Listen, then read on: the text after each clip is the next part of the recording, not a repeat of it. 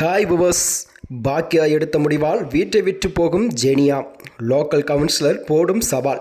வாங்க வீடியோவை முழுமையாக காணலாம்.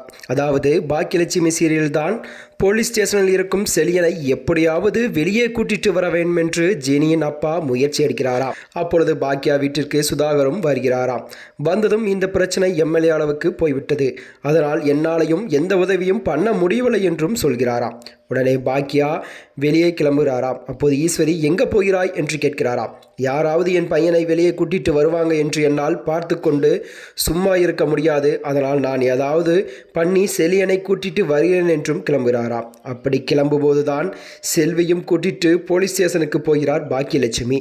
அங்கே போயிட்டு லோக்கல் கவுன்சிலர் பிரச்சனை பண்ணி ரவுடிசம் பண்ணதையும் சொல்லி பாக்கியா லோக்கல் கவுன்சிலர் மீது கம்ப்ளைண்டும் கொடுக்கிறாராம். உடனே போலீஸ் நான் விசாரித்து பார்க்கிறேன் என்று சொல்லி பாக்கியாவை வீட்டுக்கு போக வைத்து விட்டாராம். இந்த விஷயத்தை கேள்விப்பட்டதும் ஜெனி அப்பா நேரடியாக வீட்டுக்கு வந்து பாக்கியா செய்து தவறு என்று சண்டை போடுகிறாராம். இதை கேட்ட ஈஸ்வரியும் பாக்கியாவும் திட்டுகிறாராம். உடனே ஜெனி நீங்க பேசாம சும்மா இருந்தா கூட செலியன் வீட்டுக்கு வந்து இருப்பான், உங்களிடம் உதவி பண்ணுங்க என்று கேட்டதற்கு தேவையில்லாத வேலையெல்லாம் நீங்க பார்க்கிறீங்க என்று பாக்கியாவிடம் சண்டை போட ஆரம்பித்து விட்டாராம். கடைசியில் ஒட்டுமொத்த குடும்பமே பாக்கியாவுக்கு எதிராக மாறிவிட்டு அவரை சண்டை போட்டு திட்டுகிறாராம். உடனே ஜெனியின் அப்பா நீ இங்கே இருந்து வரை போதும், இனிமே இங்கே இருக்க வேண்டாம், என்னுடன் வீட்டுக்கு வா என்று சொல்லி குழந்தையும் ஜெனியையும் கூட்டிட்டு கிளம்புகிறாராம். இதனால் பாக்கியா என்ன பண்ணுது என்று தெரியாமல் நிற்கிறாராம். ஆனால் பாக்கியா நினைக்கும் போது பாவமாக இருக்கிறது.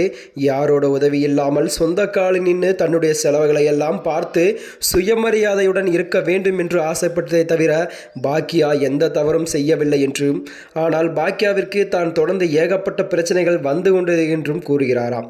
இதனைத் தொடர்ந்துதான் அடுத்த கதைக்களம் எப்படி ஜெனியை இதனைத் தொடர்ந்துதான் செலியனை பாக்கியா எப்படி வெளியே இருக்கப் போகிறார் என்று தான் அடுத்த கதைக்களம் உருவான் என்று எதிர்பார்க்கப்படுகிறது.